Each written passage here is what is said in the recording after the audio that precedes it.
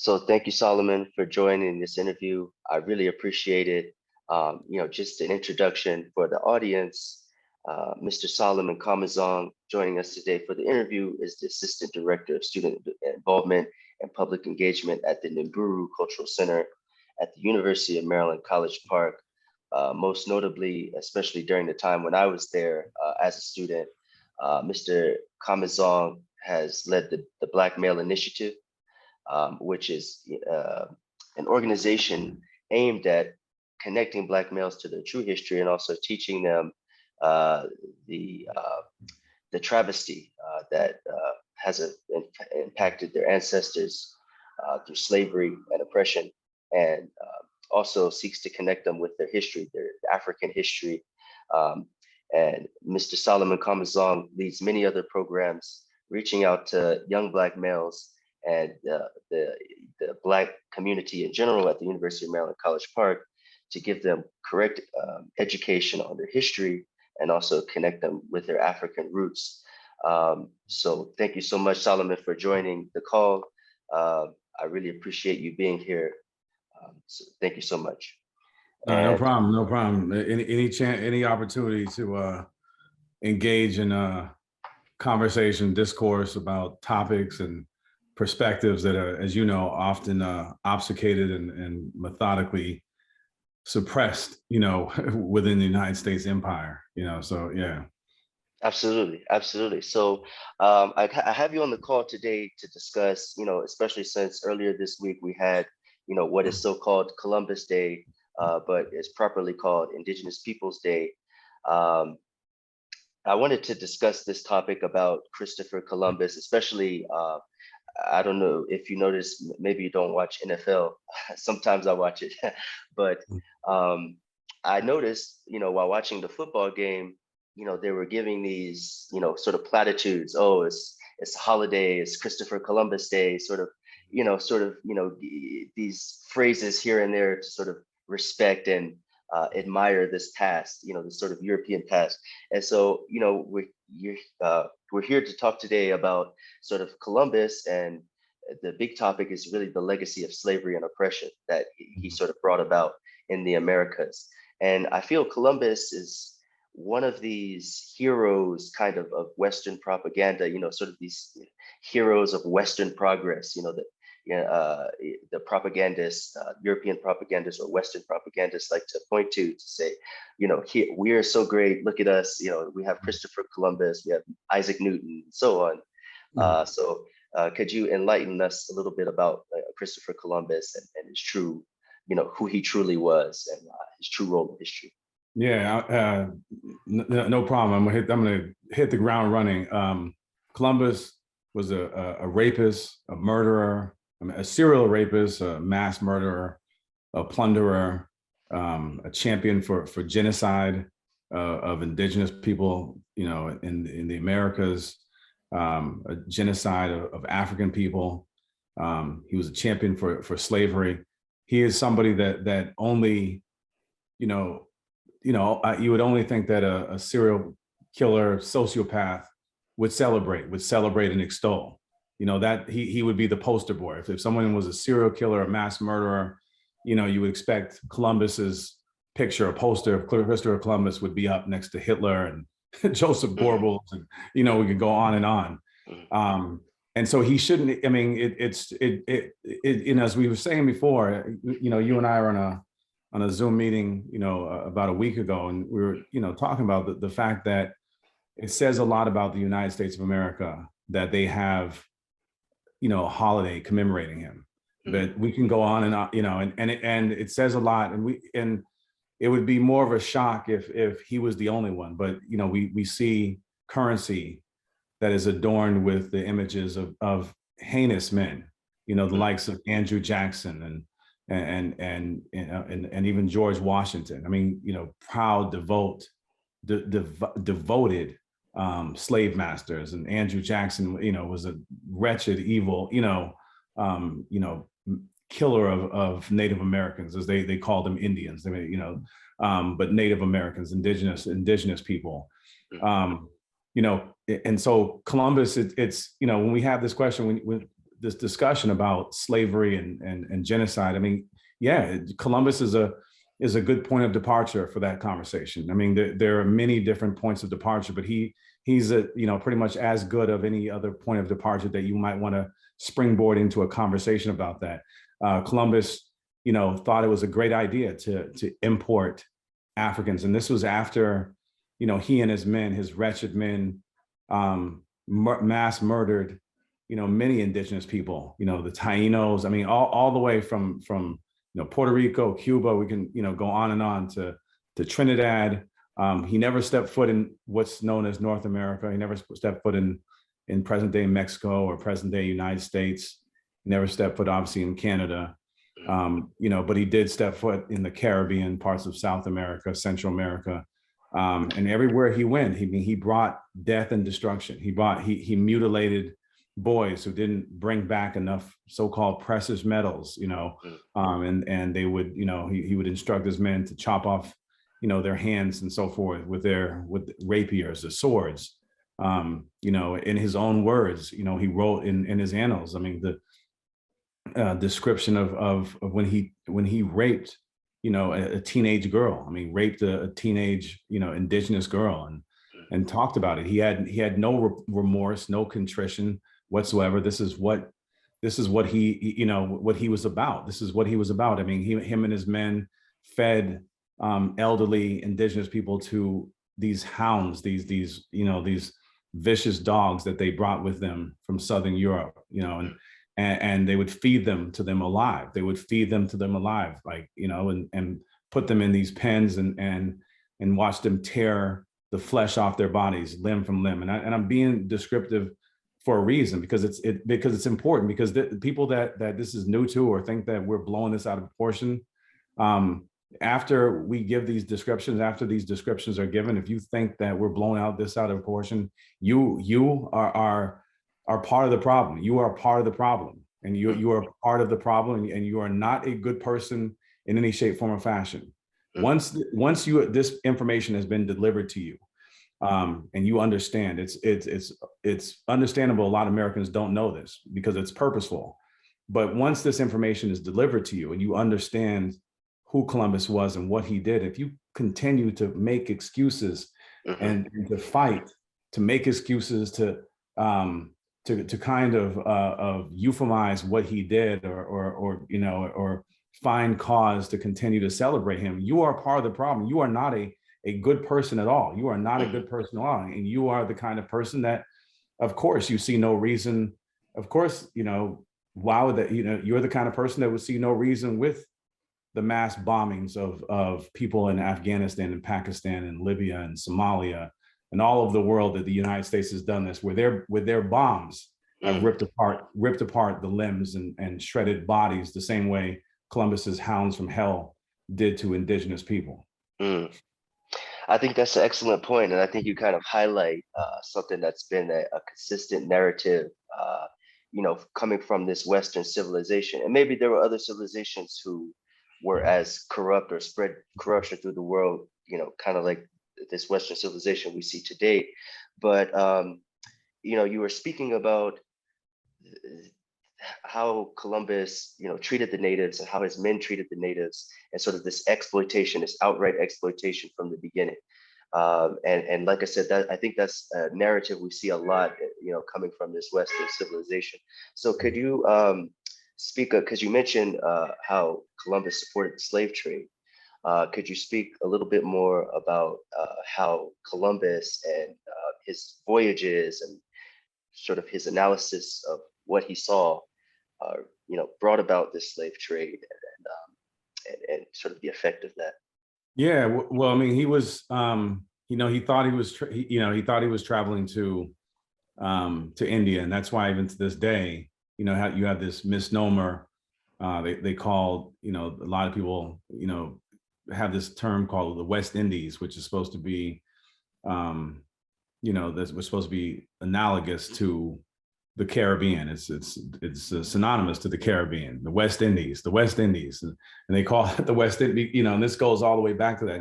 And even the term Indians, you know, Indians, they thought they were in India. They thought they had traveled he and his men had traveled to India. And so, and even the term, the New World, they were traveling to the New World. I mean, a new world that people had actually been living for thousands of years there, thousands of years. Mm-hmm.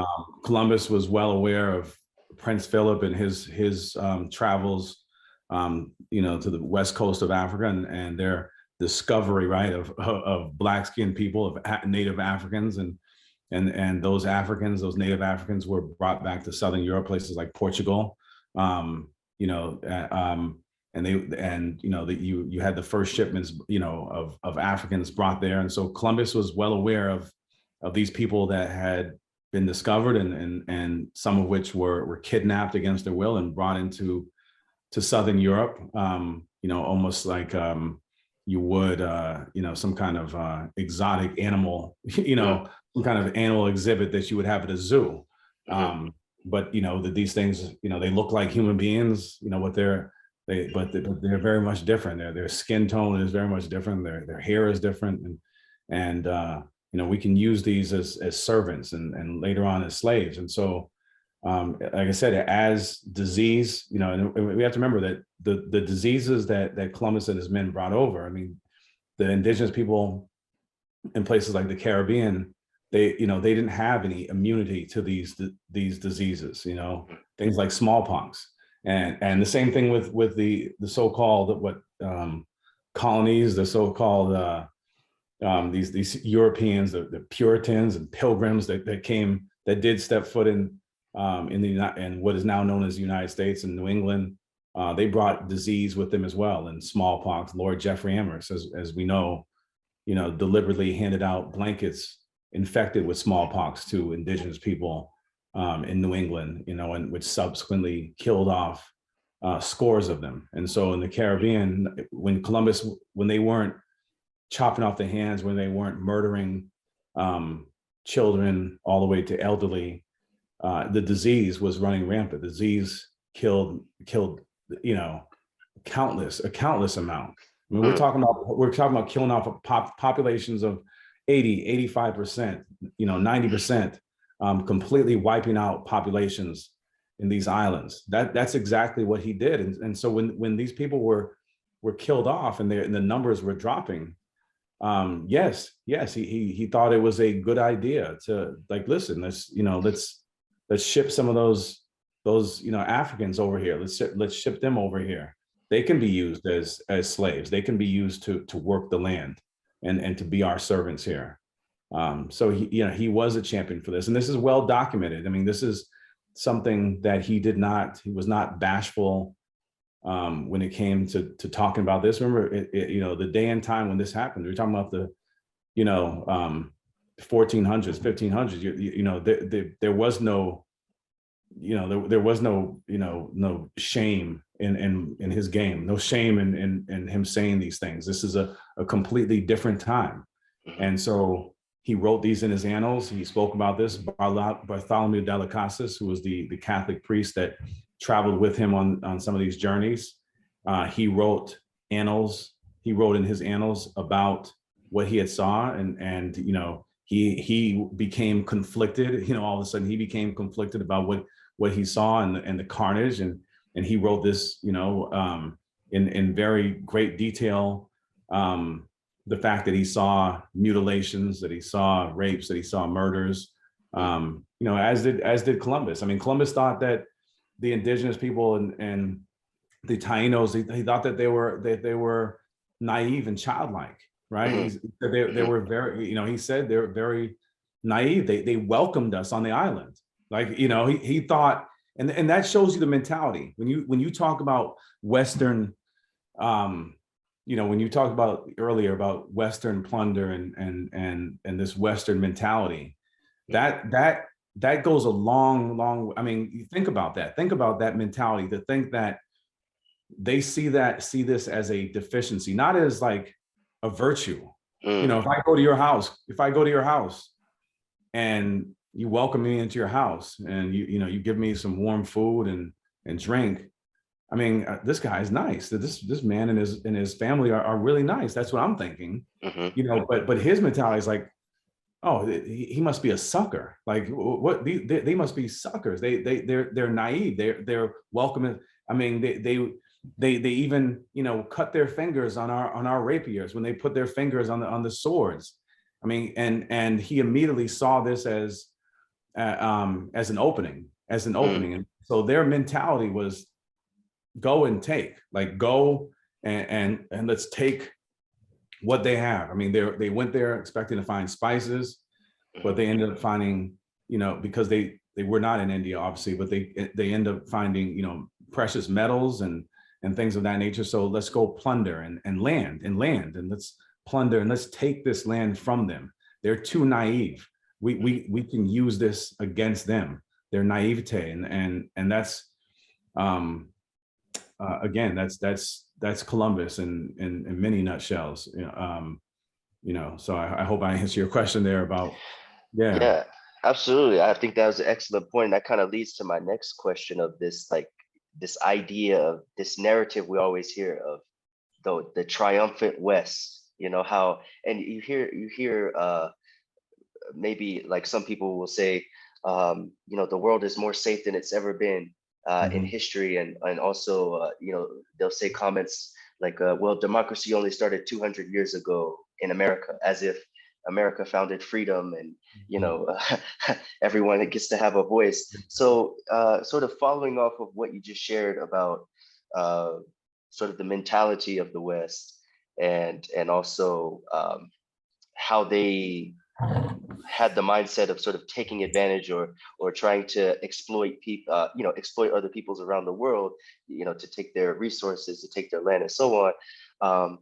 How, I guess, how do we challenge this narrative, especially you know, in today's time? How do we break past, you know, this propaganda of, well, look at all the technology we brought, look at all the progress, your lives are so much better, but you know, yet if you contrast that to all the, you know, people who had to suffer, you know, to reach that place, you know, it's sort of, it makes you question it. So how do we challenge that narrative? How do we bring this to the light and make, you know, everyone sort of realize, yeah, there's been a lot of progress, but there's also been a lot of death and destruction, you know, to reach that. Yeah, the progress, I mean, that's complete bullshit. You know, when people say that, I mean, that's just people wrapped up in their comforts and you know, it's a very most selfish way of looking at things, as to say that that progress could not have happened unless plunder and genocide, you know, happened, and those are things that happened. Like you know, we had to go through. I mean, they say that about the transatlantic slave trade, or the African slave trade. They say that about oh, you know, Africa. Imagine if Europeans that yeah, there was brutal colonization and brutal slavery that occurred, but imagine, you know, imagine if Europeans didn't come there. Imagine, you know, how we would have been living if in Africa if they didn't come here and yeah, they brutalized and yeah, there were tough epochs, you know, that included colonization, but you know, in exchange for that, they built up industries and they did this, and that's complete revisionist history. Mhm. But for instance, to give you an example, like because everything has been taught, and that's a good question that you asked, that because what we need to start doing is start to expose people, not just to history that's been suppressed, but also expose them to perspectives that are often suppressed and people don't think, because we've been trained, if you know, coming up as you did and as I did, you know, being taught in US school systems, you are taught from a very Eurocentric perspective, and that Eurocentric perspective puts the European and the European ideals front and center, and you're not even taught that these things are brutalities. A lot of times you're not even taught that, but you know, you're taught that you know, of course, a Columbus, you know, sailed the ocean. I mean, remember, you know, they came up with songs to you know, to glorify, you know, his sails, and none of those songs had to do with him, you know, mass murdering indigenous people. You know, so Columbus Mm. sailed the ocean blue and da da da da, this, that, and the other. But when Europe was, to give you an example, when Europe was going through the Dark Ages, the bubonic plague, that's not what Africa was going through. Africa Hmm. was at its, in a lot of ways, that in its apex or in apexes, and same thing with the so-called Far East. Hmm. People, they were way up here, and Europeans, I mean, 2/3, and I'm not sitting here making fun, I'm just giving history, but they were in a lot of ways like living very animalistically. We know that Europeans, especially in Western Europe, what gave rise to a lot of the spread of that bubonic plague they would shower every couple months, every 3 months. I mean, Hmm. imagine if Africans were doing that. They would talk about how barbaric and how dirty they were, and these Africans were. We know that advent of soap, emanates from the continent of Africa, and we know that there was a lot of brutality that was going on in Western Europe. These were the Dark Ages, but Africa, indigenous America, the Western Hemisphere, they were not going through a similar Dark Ages. They just were not.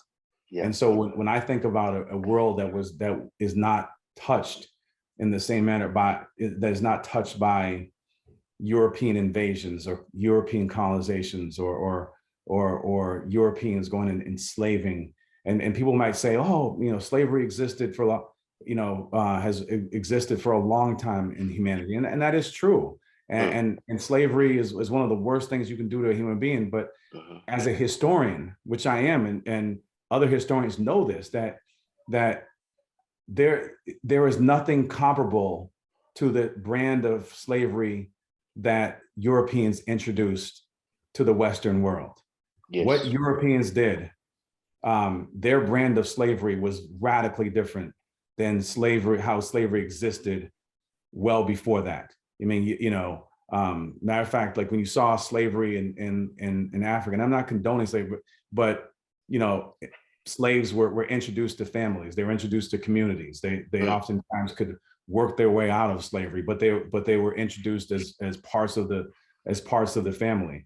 Where what Europeans did to Africans was something that was like incomprehensible. No one could even understand that. That it was just like, what they were doing that. I mean, the brutal, like beating, taking, pregnant women, cutting the womb open, and cutting off limbs, and then we're talking about in the Western Hemisphere, from Jamaica all the way throughout the throughout where slavery existed in the United States. I mean, these things, beating folks for, I mean, to death, whipping them to death, rapes, and all those types of things. I mean, these are the things that went on routinely. So I just I don't ever buy into that if Europeans, because as the late great John Henrik Clarke said, he said that once somebody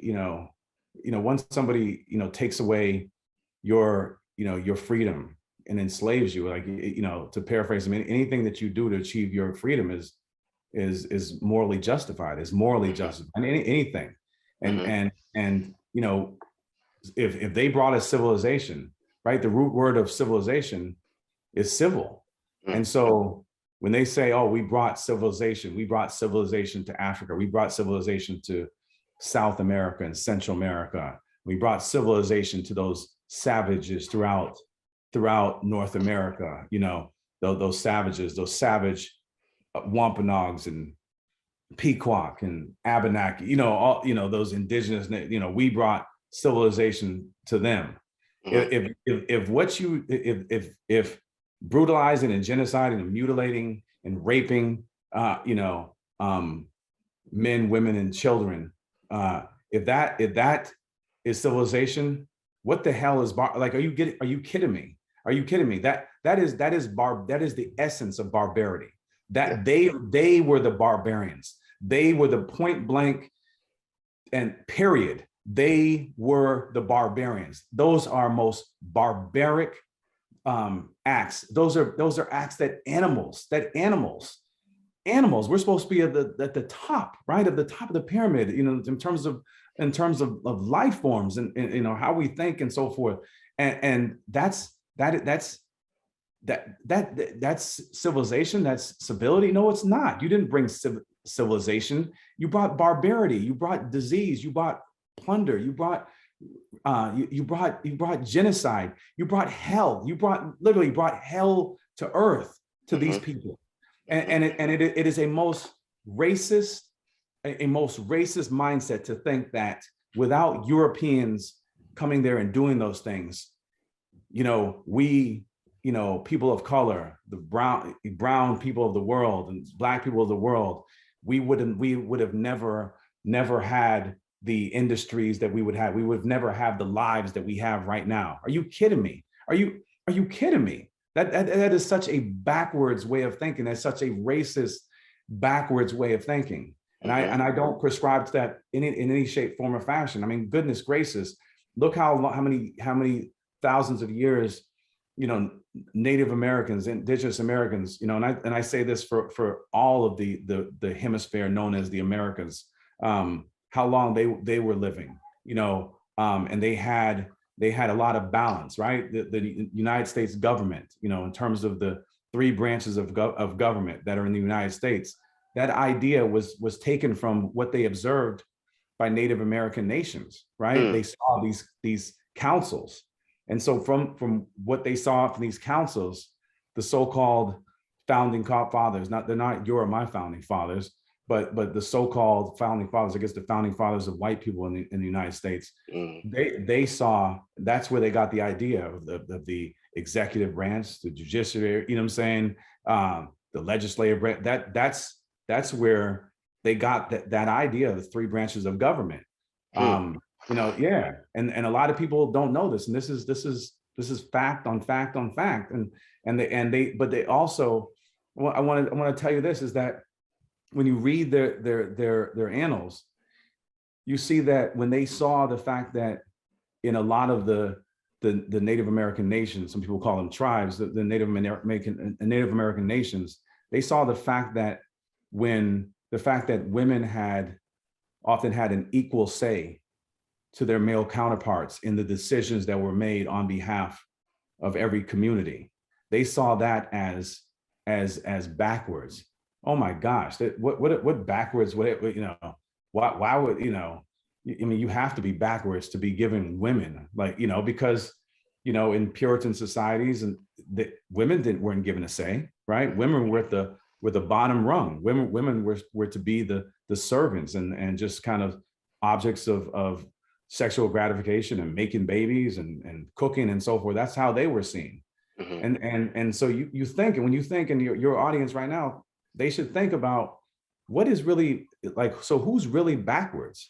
Who are the ones that are really backwards, right? The Native Americans, the indigenous Africans, who had this symmetry and believed in communalism, and Africans and Native Americans, that concept, Issa, of owning property was radically off their radar. They couldn't comprehend it.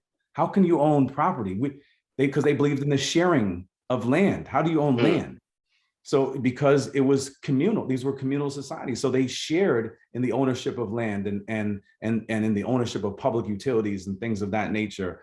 Obviously this is before electricity, but in the public space, they shared in these, and there was a lot of symbiotic relationships that existed throughout these societies that were very, very different than what was practiced in Western Europe.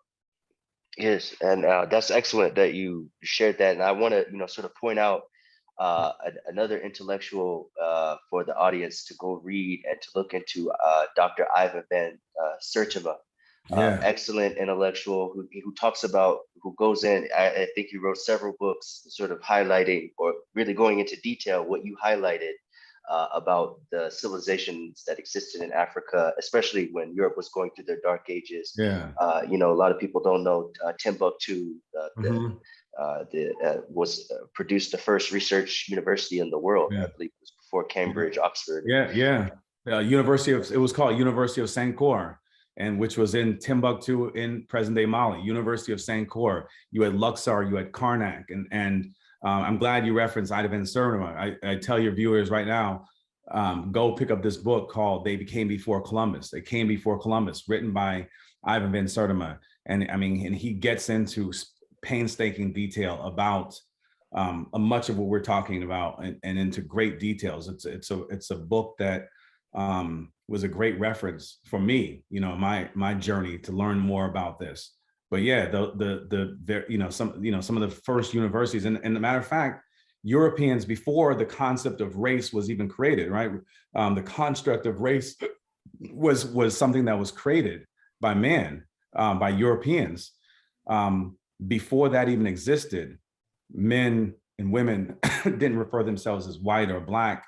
They refer to themselves by the city state that they were from, your Roman, your Athenian, or by your ethnic group, your Yoruba, your Igbo, your Ashanti, your Mindi. You know what I'm saying? That's how you were referred to.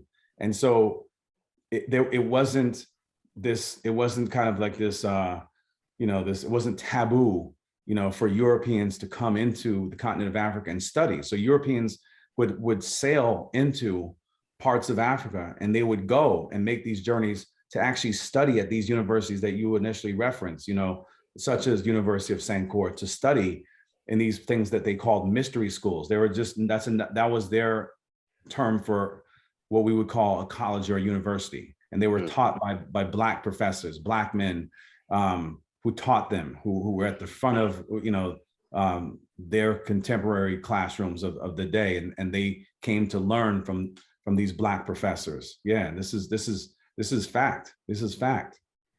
Well, and it's definitely amazing history. And I guess with the 5 or 6 minutes that we have remaining, I just want to leave you with this final question, if you can expound upon it as best as you can. We hear the argument that, oh, well, this is kind of anachronistic. Why are we putting these modern values onto these, people who lived in the 14 or 1500s, and of course, they also make the excuse, well, this is what people do when you have power. When someone is in power, they're going to exploit the weaker people. So what would be your response to those arguments? Repeat that again. There was a lot loaded in there. I'm glad that's the last question, because that's a good way to and can you repeat that again?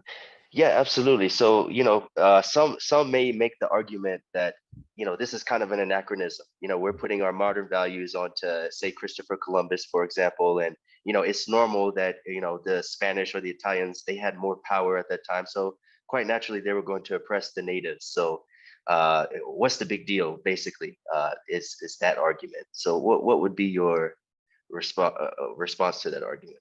That they were just going to they were going to oppress the natives, that, and why is it a big deal? Yeah, like why? I guess people, some can make the argument that we can just chalk it up to history. This is a normal part of history and human nature. Why go on about it? Why sort of blame? Yeah, go ahead. So it's not repeated. I mean, and it has been repeated over and over again, and it's being repeated. And when you don't learn from history, as that's like you going into the kitchen and for the first time, you not, as a child or whatever, you putting your hand on a stovetop, that the stove has been, the gas has been turned off, but you're not realizing that it was just turned off a minute ago. So it's still very hot, and you put your hand on, you burn it, right? You learn from that history will teach you the next time you go into that kitchen. History teaches you, oh, let me not put my hand there, immediately after, or even while the gas is turned on, or the electricity is turned on that's heating that stove.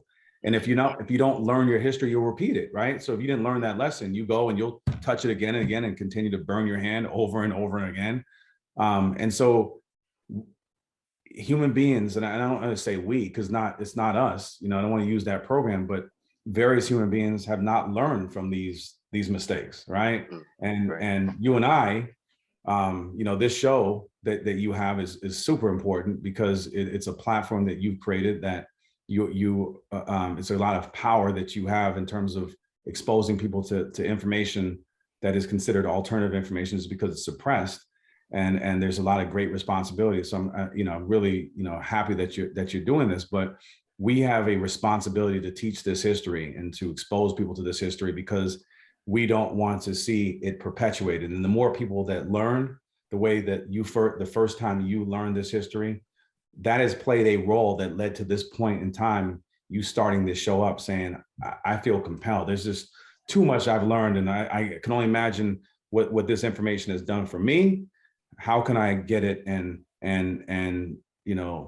promulgate this information and get this information out to as many people as possible, because I wanted to have that same effect on them. And it just starts to snowball rolling. The more people know, hopefully that things start to change, policies and so forth. So, when you look at Iraq and Afghanistan and you look at U.S. plunder, the United States is the greatest imperialist country in the world, right?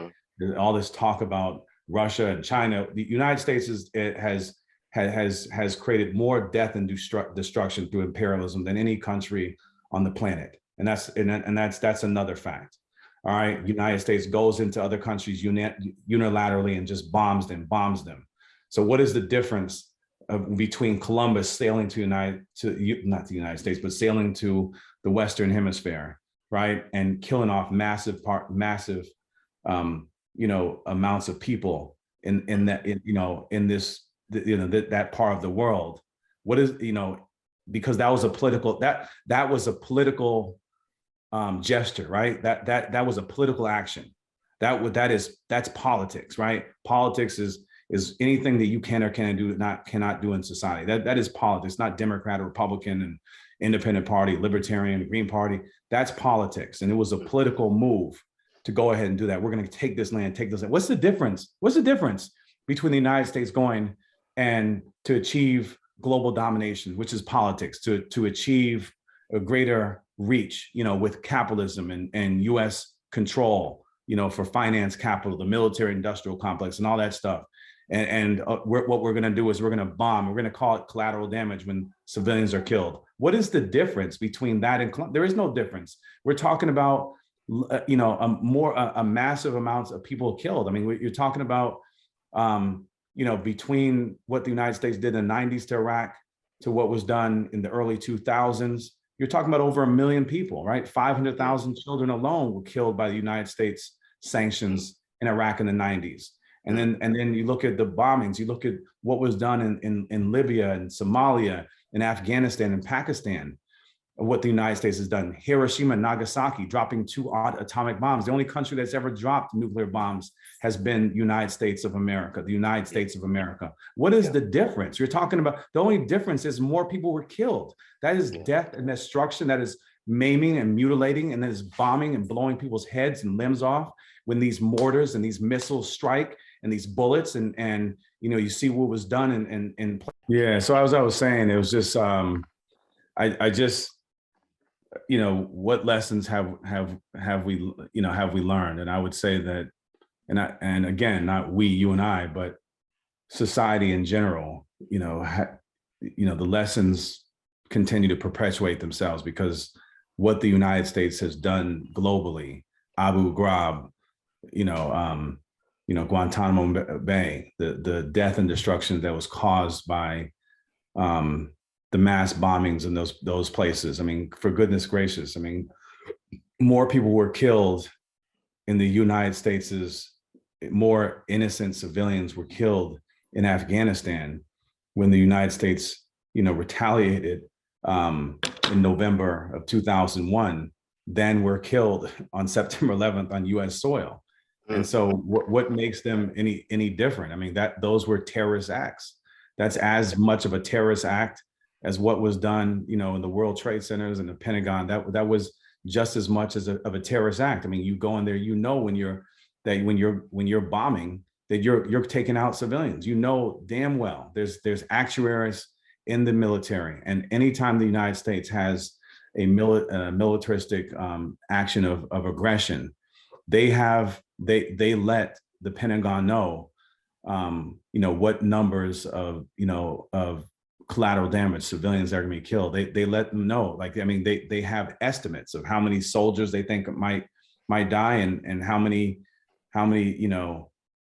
people in these foreign lands might die in the process. So they know this, And so, you know, those actions alone in that first day, you know, was more than the civilians killed on U.S. soil.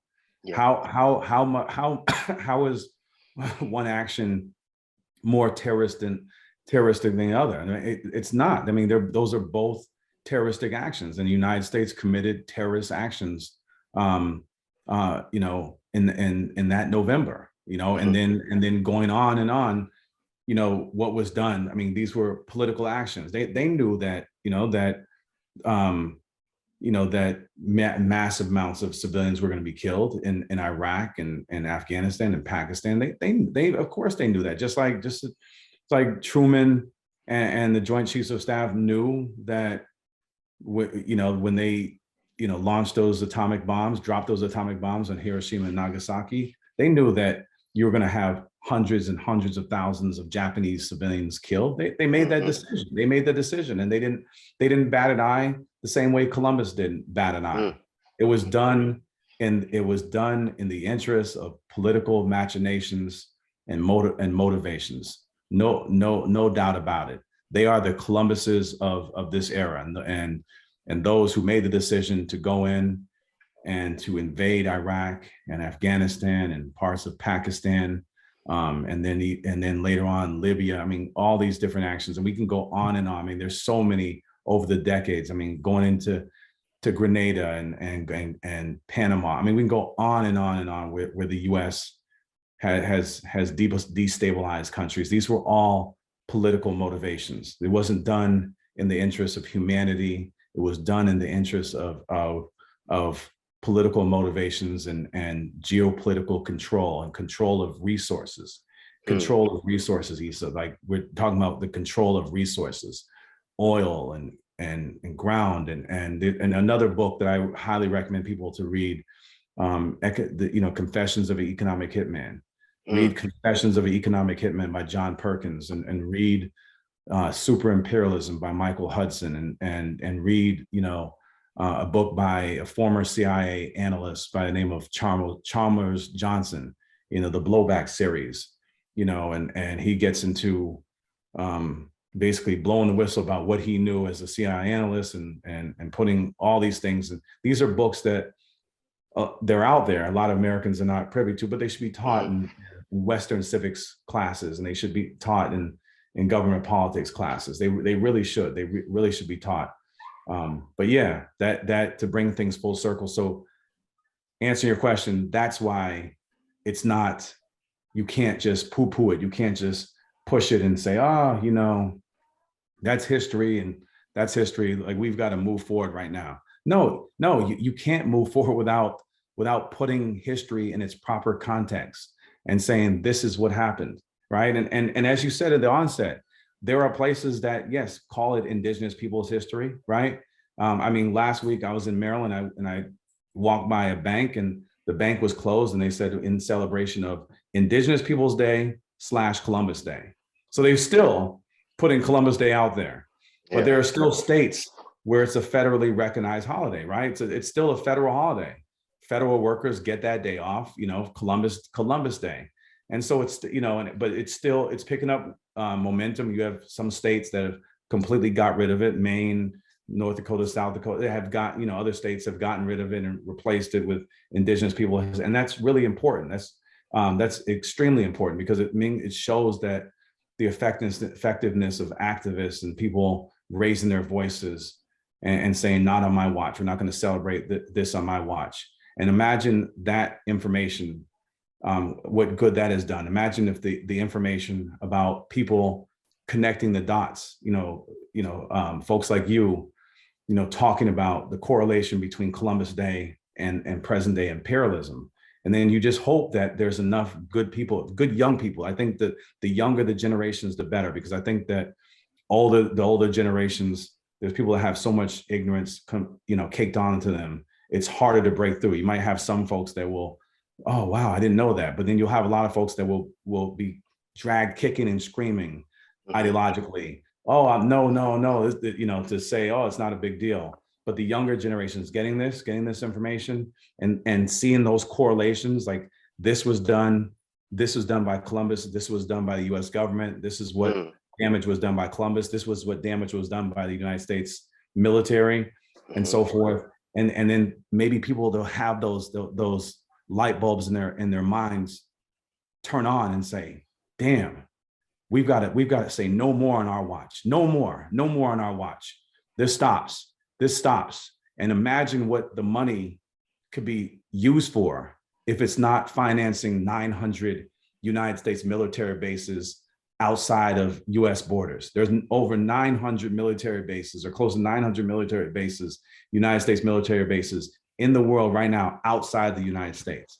And you can imagine how much money it takes to upkeep those. And so imagine if the United States pulled those away from those countries, or most of those countries. Imagine you would have money that could easily go towards many social programs, universal education from pre-K to tertiary, to universal health care, right? 44,000 Americans die every year because they don't have health insurance to this day, Hmm. right? Last industrialized country in the world that still does not have a social contract for its citizens for healthcare, still to this day. All right, so that's why it's important. That's why it's important. Yeah, excellent. And I feel that was a really great comparison to, to draw the actions of Columbus to the imperialist actions we see today by the American government, and so on. So I think that's a really great connection and can really open people's minds to, yeah, there's really no difference. The like you said, it was a political decision to Mhm. put these men on the boat and send them off to the undiscovered land, so to speak. And it was a political decision to decide to